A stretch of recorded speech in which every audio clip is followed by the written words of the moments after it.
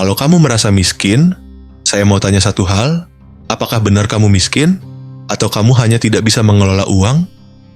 Karena faktanya sederhana, ada orang gaji 3 juta bisa punya tabungan, ada orang gaji 15 juta tetap menunggu tanggal gajian. Jadi pertanyaannya bukan berapa gajimu, tapi seberapa dewasa kamu mengelola uangmu. Dan kalau kalimat ini terasa menyakitkan, mungkin memang sudah waktunya kita berhenti nyaman dengan alasan. Hari ini saya tidak akan memotivasi kamu.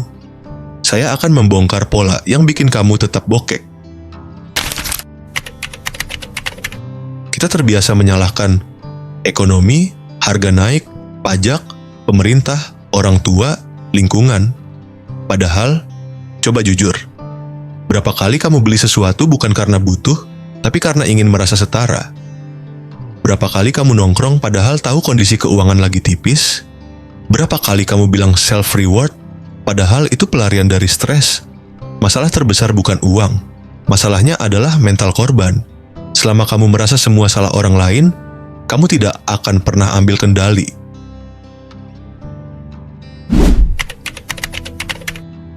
Ini penyakit paling halus. Begitu gaji naik, gaya hidup ikut naik. Dulu kos sederhana menjadi pindah apartemen demi gengsi. Dulu motor biasa menjadi kredit motor baru. Dulu HP cukup, sekarang harus flagship.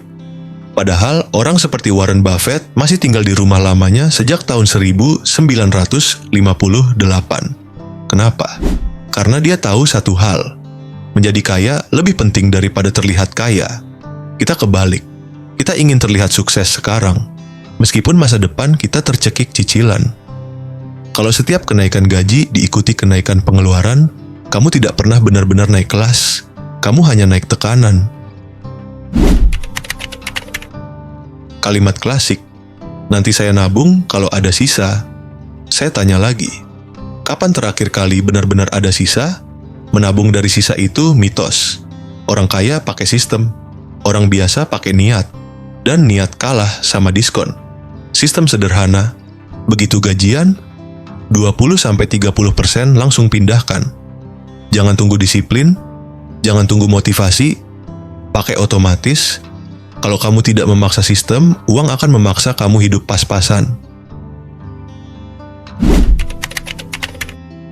Ini yang jarang dibahas secara jujur. Robert Kiyosaki mengatakan, aset memasukkan uang ke kantongmu. Liabilitas mengeluarkan uang dari kantongmu. Tapi kita sering membeli liabilitas dan menyebutnya investasi. Motor baru, kalau untuk gaya menjadi beban. HP baru tiap tahun, beban. Cicilan konsumtif, beban jangka panjang. Skill baru, aset. Relasi berkualitas, aset. Investasi, aset. Masalahnya, kita lebih bangga pamer liabilitas daripada membangun aset diam-diam. Emosi adalah musuh keuangan. Kita jarang sadar. Banyak keputusan finansial dibuat bukan karena logika, tapi karena emosi. Ingin dihargai, ingin diakui, takut tertinggal, takut dianggap gagal, uang menjadi alat untuk membeli rasa aman. Padahal, rasa aman itu dibangun dari kestabilan, bukan dari cicilan baru. Orang seperti Bernard Arnault membangun kekayaan puluhan tahun dengan sabar. Kita ingin hasil dalam 12 bulan, padahal finansial bukan sprint, ini maraton panjang.